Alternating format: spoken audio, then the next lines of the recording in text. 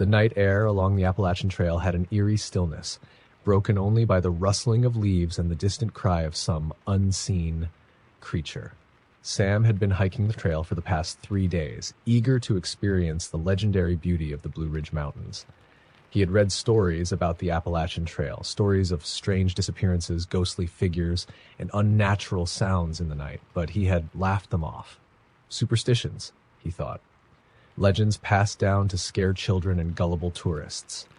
But as he set up camp near a remote section of the trail in North Carolina, he couldn't shake the feeling that something was watching him. The fire crackled softly as he settled into his sleeping bag, the tent barely shielding him from the sounds of the deep forest. Just as he was about to drift off, he heard it. Soft footsteps outside his tent. He froze. The steps were deliberate, slow, circling around him. He reached for his flashlight and unzipped the tent flap just enough to peek outside. Nothing. The dim glow of the moon illuminated the trees, casting long skeletal shadows, but there was no sign of another person. Maybe an animal, he told himself. A deer or a raccoon. He zipped the tent closed, but sleep didn't come easily. Every little noise made his pulse spike. Just as he was finally starting to drift off again, the footsteps returned. Closer this time. Right outside his tent, a whisper cut through the silence. It was so faint that at first he thought he imagined it. But then he heard it again. Help! Me! Sam sat up, his breath caught in his throat. The voice was weak, hoarse, barely more than a rasp. It sounded like a woman. His mind raced. Was someone injured? Lost? He had seen no other hikers all day. He fumbled for his flashlight and, against every instinct screaming at him to stay put, he unzipped the tent and shined the beam into the darkness. Nothing. Hello? He called out, his voice unsteady. No answer. He stepped out, scanning the area with his flashlight. The woods stretched endlessly in every direction, the thick canopy swallowing most of the moonlight. A cold gust of wind made him shiver, but there was still no sign of anyone. Is someone there? He tried again. Then something moved at the edge of his vision. A flicker of motion near a tree about 20 feet away. His heart pounded as he turned the flashlight in that direction. A woman stood there. She was pale, almost translucent in the dim light. Her clothes were tattered, old-fashioned, like something from a century ago. Her long, dark hair hung over her face, but he could see her eyes, wide, hollow, filled with something that made his stomach drop. Please, she whispered, her lips barely moving. Sam took a step back. Are you okay? Do you need help? He asked, trying to keep his voice steady. She raised a trembling hand and pointed toward the trees. Sam hesitated. Every nerve in his body screamed for him to run, to get as far away from this as possible. But something about the way she stood there, so desperate, so broken, made him take a shaky step forward. The woman turned and started walking, her bare feet making no sound on the forest floor. He followed. The deeper into the woods they went, the heavier the air felt. The silence was oppressive, unnatural. Even the insects had gone quiet. Sam's breathing grew shallow as he realized he could barely hear his own footsteps. It was like the forest had swallowed all sound. Then the woman stopped. She stood in front of a large, gnarled tree. The bark was blackened, twisted as if it had been struck by lightning. At its base was a small pile of stones arranged carefully in a circle. A grave marker. The woman turned to him, her sunken eyes locking onto his. They never found me, she whispered. A wave of cold washed over Sam as the pieces clicked together. He had read about this, the disappearances. Hikers who vanished without a trace, their bodies never recovered. He had always assumed it was due to accidents, bad weather, wild animals. But this was something else.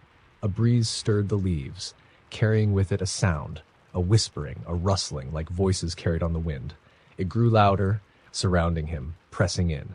He turned in a panic, shining his flashlight wildly. Shadows moved between the trees. Shapes. Dozens of them.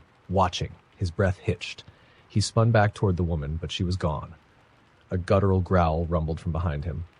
Sam turned slowly, his flashlight flickering. Standing just beyond the edge of the trees was something that was not human. Its limbs were long, too long. Its fingers curled like claws. The face, if it could be called that, was featureless. A shifting void of darkness that seemed to swallow the light. It made no sound as it took a step toward him. Sam ran. Branches tore at his clothes as he sprinted back toward his camp, his heartbeat hammering in his ears. The air behind him grew thick, heavy, like something was pressing down on him. He could hear it moving, keeping pace with him. The whispering voices rose to a scream, a cacophony of pain and terror. His tent was in sight. He threw himself inside, yanking the zipper closed as if a thin sheet of nylon could protect him from whatever was out there. He reached for his backpack, fumbling for his knife, his flashlight shaking in his grip. Silence. The whispering had stopped. His breath came in ragged gasps. He stayed perfectly still, listening. Then, something pressed against the outside of the tent. A slow, deliberate pressure running along the fabric. It moved from one side to the other, circling. A shadow passed over the thin material. Sam clenched his knife so tightly his knuckles ached. He didn't move. He didn't breathe. And then it was gone. Minutes passed. Maybe hours. When the first light of dawn began filtering through the trees, he finally gathered the courage to unzip the tent. Nothing was there. No footprints, no broken branches, no sign that anyone, or anything, had been near him. But as he turned to pack up his gear, his blood ran cold. Carved into the tree beside his tent in deep, jagged letters were 3 words: "They never leave." Sam didn't waste another second. He packed his gear at record speed and hiked faster than he ever had in his life. He didn't stop until he reached civilization, his legs burning, lungs aching. He never spoke about what happened. Not to his friends, not to his family. But every now and then, late at night, he would hear something outside his window. A whisper. A soft, slow shuffle. And he knew deep in his bones that whatever haunted the Appalachian Trail had followed him home. Story number 2. The Appalachian Trail stretched endlessly before Ethan as he trudged through the thick, misty woods. He had been hiking for 4 days, soaking in the beauty of the ancient mountains, but there was something about this section of the trail in West Virginia that unsettled him. The trees here were gnarled and twisted, their skeletal branches reaching out like grasping fingers. The deeper he hiked, the quieter the forest became. No birds, no rustling leaves, just an eerie, suffocating silence. That morning, he had met an old man at a rest stop who warned him about this area. "Don't stray from the path," the man had said in a voice rough as gravel. "Stay out of the hollows. There are things in those woods older than this country." Ethan had chuckled at the warning, chalking it up to old mountain folklore. But now, as he walked alone with the mist creeping through the trees, he couldn't shake the feeling that something was wrong. By late afternoon, he decided to set up camp near a small clearing. The sun was already dipping behind the ridgeline, casting long, twisted shadows. As he gathered firewood, he spotted something odd among the leaves. A wooden doll. It was crudely carved, its eyes hollow holes, its limbs stiff and unnatural. A strange symbol was etched into its chest. Ethan frowned, picking it up. It felt warm, almost pulsing in his hand, like it had been left there recently. A rustling sound behind him made him whip around. Nothing. The trees stood still, the mist curling between them. A sudden, icy chill crawled up his spine. He dropped the doll and quickly returned to his campsite. That night, as he sat by the fire, an uneasy feeling settled over him. He tried to dismiss it as exhaustion, but something gnawed at his nerves. The stillness of the forest felt unnatural. It was as if the trees themselves were holding their breath. Then he heard it, a low whisper. At first, he thought it was the wind, but it was too rhythmic, too deliberate. It sounded like voices, multiple, whispering in a language he didn't understand. His skin prickled as he reached for his flashlight and scanned the tree line. The beam of light cut through the mist, illuminating the dense underbrush. Then, something moved. A dark shape flitted between the trees, just beyond the reach of his light. His pulse hammered in his ears. "Hello?" he called out, his voice hoarse. No answer. Then the whispers stopped. The silence that followed was worse. Ethan's breath came in short, sharp gasps. He turned back to the fire, trying to shake the creeping fear coiling in his stomach. He wasn't going to let some stupid doll and paranoia ruin his night. Then he noticed it. The doll. It was sitting next to his backpack. His heart nearly stopped. He had left it in the woods. He was sure of it. A sickening dread settled in his gut. Something had brought it back. He grabbed the doll and threw it into the fire, watching as the flames licked at the wood. The carved face twisted and blackened, filling the air with a pungent, unnatural smell. The forest reacted. A gust of wind howled through the trees, sending embers flying. The whispers returned, rising in intensity, overlapping, surrounding him. The voices were closer now, too close. Then the footsteps started, soft at first, like someone moving barefoot through the leaves. They came from every direction, circling his campsite. Ethan grabbed his knife and backed toward his tent, his breath ragged. His flashlight flickered. Something stepped into the edge of the firelight. A figure, tall, thin, its limbs unnaturally elongated. Its skin was a mottled gray, stretched too tight over its bones. Its head tilted in an unnatural way as if it was studying him. Ethan couldn't move. The figure took a slow step forward, then another. More shapes emerged from the shadows, their hollow eyes locked onto him. He ran. He didn't think, didn't look back, just bolted into the trees. The branches tore at his skin, the ground uneven beneath his feet. He didn't care. He just had to get away. The whispers followed. The footsteps followed. Then a scream. Not human. A sound so shrill, so filled with rage and hunger, that it nearly stopped his heart. He ran harder, pushing his body to its limits. He didn't know how long he ran, but eventually the voices began to fade. The air grew lighter, the trees less twisted. Then, silence. He collapsed onto the forest floor, gasping for air. He had no idea where he was, but he didn't care. He was alive. As dawn broke, he found his way back to the trail. His gear was gone. His campsite was gone, as if he had never been there. But something was different. He could still hear the whispers. They never stopped. Even when he finally made it back to town, even when he tried to forget, even now. Story number 3. The dense fog clung to the Appalachian Trail like a living thing, wrapping around the trees and obscuring the path ahead. Ben tightened the straps on his backpack, trying to ignore the way the mist seemed to curl and reach for him. He had been hiking alone for 3 days, something he had done countless times before, but this section of the trail, somewhere deep in the mountains of Tennessee, felt different. Off. The ranger at the last checkpoint had given him a strange look when he mentioned his route. "Trail's been quiet lately," the man had said, shifting uncomfortably. "A few hikers never checked back in last month. Maybe stick to the main path." Ben had laughed it off, assuming bad weather or poor planning had led to their misfortune. But now, as he walked deeper into the silent woods, he couldn't shake the feeling that he was being watched. By late afternoon, he found a small clearing and set up camp. The trees loomed around him like ancient sentinels, their bark scarred with deep grooves that looked almost deliberate. He ran his fingers over one, tracing the strange, jagged markings. They reminded him of something, but he couldn't place it. Shrugging off the unease, he built a fire as the sun dipped behind the mountains. As night fell, the silence became unbearable. No crickets, no rustling leaves, just a heavy, suffocating stillness. Then came the knocking. 3 sharp knocks. Ben sat up straight, his body rigid. It had come from the trees. Another 3 knocks. Slow, deliberate, closer. His hand tightened around his flashlight as he scanned the tree line. Nothing. Then a voice. "Help me." It was soft, barely above a whisper, but unmistakable. A woman's voice. Ben's stomach twisted. He stood, his flashlight beam cutting through the fog. "Hello?" Silence. Then, just beyond the fire's glow, he saw her. A woman stood at the edge of the trees, barefoot, wearing a thin, tattered nightgown that barely moved in the still air. Her skin was deathly pale, her long, dark hair hanging over her face. Something was wrong with her posture. Her limbs too stiff, her head tilted at an unnatural angle. Ben swallowed hard. "Are you okay?" She didn't answer. She took a step forward, then another. Her bare feet made no sound against the forest floor. Ben took a step back, every instinct screaming at him to run. The woman lifted her head slightly, just enough for him to see her mouth. Sewn shut. The breath hitched in his throat.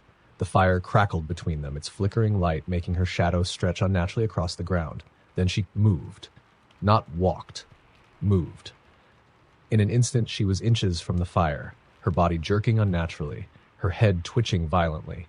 A guttural, wet sound came from deep in her throat. Ben stumbled backward, his heart hammering. Then the knocking started again, from all around him. Trees on every side, 3 sharp knocks. He spun, his flashlight beam bouncing wildly, catching glimpses of more figures emerging from the mist. Men, women, all deathly pale, their mouths stitched closed, their bodies twitching as if controlled by invisible strings. Ben's breathing came in ragged gasps as he grabbed his knife. The first woman lurched toward him. He ran. The forest blurred past as he sprinted, his lungs burning. The knocking followed, echoing in the distance, always 3 knocks. Somewhere behind him, a sharp, wet, ripping sound. He didn't look back. Branches tore at his arms and face, but he kept running, his only goal to get away. Then, suddenly, Silence. No footsteps. No knocking. Ben stopped, gasping for breath. The fog had thinned. The air felt lighter. Had he outrun them? A twig snapped behind him. His blood turned to ice. He turned his head slowly, dreading what he would see. A single figure stood just a few feet away. A man, or what was left of one. His skin hung in loose, rotting patches. His eyes were milky white, and his mouth was no longer stitched shut. It opened, and from it came a sound that did not belong to anything human. The knocking began again. Closer, louder. Ben screamed, and the forest swallowed him whole. Story number 4. The Appalachian Trail had always been a dream for Daniel. As an experienced hiker, he had conquered some of the toughest trails in the country, but something about the vast, untamed wilderness of the Appalachians called to him. There was history in these woods, stories older than America itself. That history, however, wasn't always friendly. By the 5th night of his journey, Daniel found himself deep in the Tennessee portion of the trail, miles away from civilization. His only company was the wind whispering through the trees and the occasional rustling of unseen creatures in the underbrush. He had planned to reach the next shelter before dark, but the forest had a way of making distances stretch longer than expected. As the sun sank behind the ridgeline, he decided to set up camp off the path near an ancient oak tree with roots that curled above the earth like skeletal fingers. As he unrolled his sleeping bag, he noticed something odd. The forest was silent, too silent. No insects, no owls, just nothing. A chill ran down his spine, but he shook it off. Fatigue was playing tricks on him. The fire crackled as he settled in for the night, its warm glow a small comfort against the creeping darkness. But as he drifted off to sleep, something woke him. A voice. Faint, distant. It sounded like a woman. "Help me." Daniel sat up, his breath caught in his throat. He strained his ears. The voice came again. Closer. "Please, help me." He grabbed his flashlight and swept it across the woods. The beam cut through the thick darkness, illuminating gnarled branches and shifting shadows. "Hello?" he called out. Silence. Maybe he was imagining it. Maybe the wind was playing tricks on him. Then, a whisper just behind him. "Help me." Daniel spun around, his flashlight trembling in his grip. There was nothing there. His pulse pounded in his ears. He was done playing games. He climbed into his tent and zipped it shut, gripping his knife tightly. He forced himself to lie still, listening to the heavy quiet. Hours passed. Then, footsteps. Soft, deliberate, circling his tent. Daniel held his breath, his fingers tightened around the knife's handle. The footsteps stopped right outside his tent flap. A shadow loomed against the thin fabric. Then, scratching. Slow, deliberate, like fingernails dragging across the nylon. Daniel's throat went dry. He wanted to move, to scream, to run, but fear held him in place. Then, the zipper started to move. A single trembling hand slipped inside. Daniel reacted instantly. He lashed out with his knife, slashing wildly. The hand vanished. Silence. Then came the scream. It was inhuman, twisted, echoing from all around him. The very trees seemed to tremble with it. Daniel didn't wait. He bolted from his tent, flashlight in one hand, knife in the other. His fire had burned down to glowing embers, barely illuminating the figure standing just beyond the tree line. A woman. Or at least something that had once been a woman. Her skin was gray, stretched too tight over her bones. Her mouth hung open in a soundless scream, her eyes hollow and black. And behind her, more figures stepped from the trees, dozens of them, their faces contorted in eternal agony, their mouths moving in silent whispers. Daniel ran. The woods became a blur as he crashed through the undergrowth. Branches clawed at him, roots threatened to trip him, but he didn't stop. He could hear them behind him, chasing him. The whispers grew louder. Then he tripped. Daniel hit the ground hard, his flashlight tumbling into the darkness. His breath came in ragged gasps as he scrambled to his feet. Something grabbed his ankle. Cold fingers, impossibly strong. He kicked and thrashed, his knife slicing through the air. The grip released. He didn't wait. He ran blindly until the trees thinned and the sky lightened. He didn't stop until he reached the next ranger station. They found his campsite the next day. His tent was shredded, his belongings untouched. But the worst part? The ranger pulled him aside, his face pale. "Son, this area was closed off years ago. Too many hikers went missing." Daniel swallowed hard. "Missing?" The ranger nodded. "They always say the same thing, that they hear someone asking for help." Daniel never returned to the Appalachian Trail, But sometimes in the dead of night, when the wind howls through the trees, he still hears the whisper. Story number 5. The Appalachian Trail had a way of swallowing people. Some went missing, never to be found. Others came back, different. Lucas didn't believe in ghost stories. He was a practical man, an experienced solo hiker who had spent years trekking through some of the most remote parts of the country. So when his old friend Ray told him about the Stretch, a notorious, rarely traveled section of the Appalachian Trail deep in Kentucky, he scoffed. People say it's cursed. Ray had warned. Whole search parties go in there and come out empty-handed. The ones that do make it back say the forest isn't right. Lucas had laughed. It's just another overgrown trail, man. I've hiked worse. So, against Ray's warnings, he set out alone, determined to prove the legends wrong. For the first 2 days, everything was normal. The trees were thicker than usual, the trail less defined, but nothing out of the ordinary. He made good time, setting up camp each night beneath the dense canopy of ancient oaks. But on the 3rd day, things changed. It started small. The birds went silent. The wind stopped. The air grew heavy, too still. Then, as he hiked deeper into the stretch, he noticed something disturbing. The trees had faces, not real faces, but twisted knots and scars in the bark that looked eerily like human expressions. Anguished, screaming, eyes wide with terror. It was just an illusion, he told himself. His mind playing tricks. Then he started seeing the carvings, names, dates, some fresh, some old, very old. They were carved into tree trunks, the letters jagged and uneven, like they had been scratched in desperation. That night, as he lay in his tent, he heard it, a voice, soft. Lucas. His blood turned to ice. He sat up, heart hammering, gripping his flashlight. Hello, he called, his voice unsteady. Silence. Then, something pressed against his tent. Not an animal.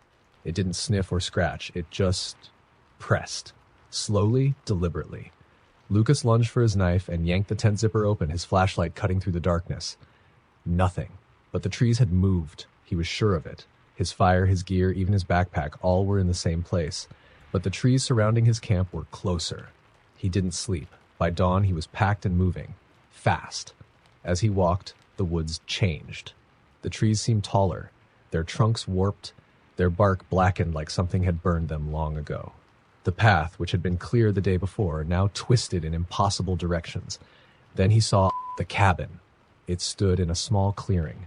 The wood rotten, the windows gaping like empty eye sockets. It shouldn't have been there. There were no structures this deep in the forest. But what made Lucas freeze wasn't the cabin itself. It was the door. It was covered in names. Some were scratched deep and some looked as if they had been written in something dark, something dried. And at the bottom of the door, just beneath the rest, was a fresh carving. His breath caught. His legs felt numb. Then the door creaked open. Darkness yawned inside, impossibly deep, impossibly vast. Then he heard his own voice from inside the cabin. Lucas, help me. It was him, his voice identical in every way. A wave of nausea hit him. Every instinct screamed at him to run, but his legs moved forward. He couldn't stop. Step by step, he walked toward the door, even as his mind screamed, "No!" The shadows inside twisted, writhing, reaching. Then something grabbed his wrist. He spun, gasping. A woman stood there, her grip ice cold, her eyes wild with terror. "Don't go inside," she hissed, "or you'll never leave." Lucas yanked his arm free and stumbled backward. The woman took a shaky step forward. Her clothes were filthy, tattered, her face gaunt with hunger and fear. "You need to run," she whispered. The forest groaned, the trees shifted. Then the whispers began. Low at first, like wind through dead leaves, then louder. Closer. The woman's eyes widened. "It's too late," she whispered. The trees moved. Lucas turned and sprinted. The forest blurred around him, the whispers rising into a deafening scream. He didn't look back. He couldn't. Branches lashed at his skin. The ground twisted beneath his feet. But he kept running, his breath coming in ragged gasps. Then he broke through. The trail. The real one. He didn't stop. Not until he reached his car, threw himself inside, and sped away, not daring to look in the rearview mirror. By the time he reached civilization, the sun was setting. The whispers had faded. But as he stepped into his motel room that night, something caught his eye. A single word, carved into the wooden door. "Let's..." Story number 6. The Appalachian Mountains were old, older than almost anything on Earth. There were stories, whispers of things that lived in the deep woods, things that had been there long before the first settlers arrived. People went missing sometimes. Some were found, some weren't. The ones who came back never spoke about what happened. Jake didn't believe in any of that. He was a seasoned backpacker, and the idea of getting scared by folklore made him laugh. He had heard the stories, strange lights in the trees, voices calling your name, shadowy figures that watched from the ridgeline. It was all nonsense to keep tourists from wandering too far off the trail. But as he hiked through a particularly isolated stretch of the Appalachian Trail in North Carolina, a creeping unease settled over him. It started with the trees. The deeper he went, the stranger they looked. Their trunks twisted, their bark peeling in long curling strips. Some of them had deep, vertical grooves as if something had clawed at them, something big.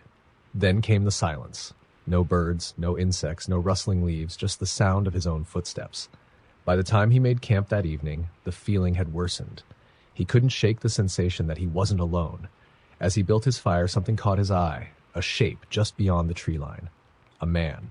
Jake froze, his heart slamming against his ribs. The figure stood motionless, just at the edge of the darkness. "Hey!" Jake called out. "You lost?" No answer. His flashlight flickered as he lifted it toward the trees. The figure was gone. Just vanished. A chill crawled up Jake's spine. He swallowed hard, forcing a laugh. "Come on, man. Don't get in your own head." Still, he slept with his knife close that night. The whispers. He woke up to the sound of knocking. 3 slow, deliberate knocks. They came from the trees. Jake sat up, his breath shallow. Another 3 knocks. This time closer. He grabbed his flashlight and swept the tree line. Nothing. Then a whisper. Soft, almost too quiet to hear. His name. Jake. The blood in his veins turned to ice. "Who's there?" He called out, trying to keep his voice steady. Silence. Then a shadow moved. Not walked. Moved. 1 second, nothing. The next, it was there, standing just beyond the firelight. Tall. Unnaturally tall. Its limbs were long and thin, its fingers impossibly stretched. Jake's throat tightened, then it twitched. A jerking, unnatural movement, as if it didn't quite understand how to control its own body. His instincts screamed at him to run. Then it spoke. Not with words, but with his own voice. "Who's there?" The exact same way he had said it. It wasn't human. Jake grabbed his knife and bolted. The chase. The forest blurred around him as he ran, branches clawing at his skin, roots threatening to trip him. Behind him, the thing followed. Not running, gliding. The whispering voices surrounded him now, overlapping, growing louder.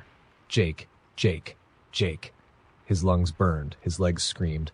Then his foot caught a root. He went down hard, his breath knocked from his chest, a moment of stillness. Then the whisper was right in his ear. "Jake." He whipped around, his knife slashing blindly. Nothing. He scrambled to his feet, his vision swimming. Then he saw them. Not just one. The figures, standing between the trees, watching him, all whispering his name. Jake ran. He didn't know how long he ran before he saw it. An old cabin, nestled in the fog-covered trees. There shouldn't have been a cabin here. He didn't care. He threw himself inside, slamming the door behind him. Darkness. The air was thick with dust, his breathing slowed. Then in the dim light, he saw them, names. Scratched into the walls, covering every inch of the wooden surface, some old, some fresh. Then near the door, his stomach turned. The whispers outside grew louder, the knocking started again. 3 slow, deliberate knocks. Jake backed away, his heart hammering. Then the whispers stopped, and something knocked from inside the cabin, just behind him. Jake turned slowly, a mirror hung on the wall, but the reflection wasn't his. It was wrong. His eyes were black, his mouth stretched too wide. Then his reflection moved. But Jake didn't. It smiled and whispered, "Let me out." Story number 7. The Appalachian Mountains were old, older than almost anything on Earth. There were stories, whispers of things that lived in the deep woods, things that had been there long before the first settlers arrived. People went missing sometimes. Some were found, some weren't. The ones who came back never spoke about what happened. Jake didn't believe in any of that. He was a seasoned backpacker, and the idea of getting scared by folklore made him laugh. He had heard the stories. Strange lights in the trees, voices calling your name, shadowy figures that watched from the ridgeline. It was all nonsense to keep tourists from wandering too far off the trail. But as he hiked through a particularly isolated stretch of the Appalachian Trail in North Carolina, a creeping unease settled over him. It started with the trees. The deeper he went, the stranger they looked. Their trunks twisted, their bark peeling in long, curling strips. Some of them had deep, vertical grooves, as if something had clawed at them, something big. Then came the silence. No birds, no insects, no rustling leaves, just the sound of his own footsteps. By the time he made camp that evening, the feeling had worsened. He couldn't shake the sensation that he wasn't alone. As he built his fire, something caught his eye. A shape, just beyond the tree line. A man. Jake froze, his heart slamming against his ribs. The figure stood motionless, just at the edge of the darkness. "Hey," Jake called out. "You lost?" No answer. His flashlight flickered as he lifted it toward the trees. The figure was gone. Just vanished. A chill crawled up Jake's spine. He swallowed hard, forcing a laugh. "Come on, man. Don't get in your own head." Still, he slept with his knife close that night. He woke up to the sound of knocking. 3 slow, deliberate knocks. They came from the trees. Jake sat up, his breath shallow. Another 3 knocks, this time closer. He grabbed his flashlight and swept the tree line. Nothing. Then a whisper, soft, almost too quiet to hear. His name. Jake. The blood in his veins turned to ice. "Who's there?" he called out, trying to keep his voice steady. Silence. Then a shadow moved. Not walked. Moved. 1 second, nothing. The next, it was there, standing just beyond the firelight. Tall, unnaturally tall. Its limbs were long and thin, its fingers impossibly stretched. Jake's throat tightened. Then it twitched. A jerking, unnatural movement, as if it didn't quite understand how to control its own body. His instincts screamed at him to run. Then it spoke. Not with words, but with his own voice. "Who's there?" The exact same way he had said it. It wasn't human. Jake grabbed his knife and bolted. The chase! The forest blurred around him as he ran, branches clawing at his skin, roots threatening to trip him. Behind him, the thing followed, not running, gliding. The whispering voices surrounded him now, overlapping, growing louder. "Jake! Jake! Jake!" His lungs burned, his legs screamed. Then his foot caught a root. He went down hard, his breath knocked from his chest, a moment of stillness. Then the whisper was right in his ear. "Jake!" He whipped around, his knife slashing blindly. Nothing. He scrambled to his feet, his vision swimming. Then he saw them. Not just one. Dozens. Figures, standing between the trees, watching him, all whispering his name. Jake ran. The cabin. He didn't know how long he ran before he saw it. An old cabin, nestled in the fog-covered trees. There shouldn't have been a cabin here. He didn't care. He threw himself inside, slamming the door behind him. Darkness. The air was thick with dust. His breathing slowed. Then in the dim light, he saw them. Names. Scratched into the walls, covering every inch of the wooden surface. Some old, some fresh. Then near the door, Jake. His stomach turned. The whispers outside grew louder. The knocking started again. 3 slow, deliberate knocks. Jake backed away, his heart hammering.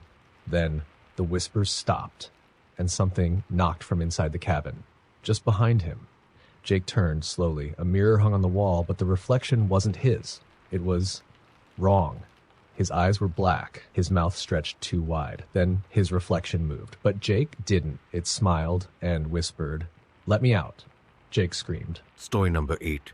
The Appalachian Trail was quiet. Too quiet. Sarah adjusted her backpack straps and quickened her pace. She had hiked alone before, but something about this section of the trail felt wrong. She hadn't seen another person in 2 days, and the deeper she ventured into the mountains, the heavier the air became, thick, still, suffocating. She had heard the stories, of course. Everyone had. Whispers in the trees, shadowy figures watching from the ridgeline, hikers who walked into the woods and never walked back out. But she didn't believe in ghost stories, at least not yet. The cabin.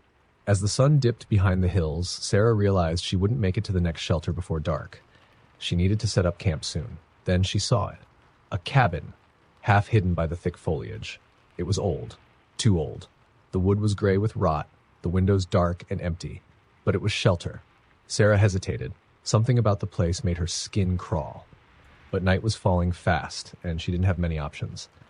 She pushed open the creaking door and stepped inside. The air was thick with dust, the scent of damp wood and decay filling her nostrils.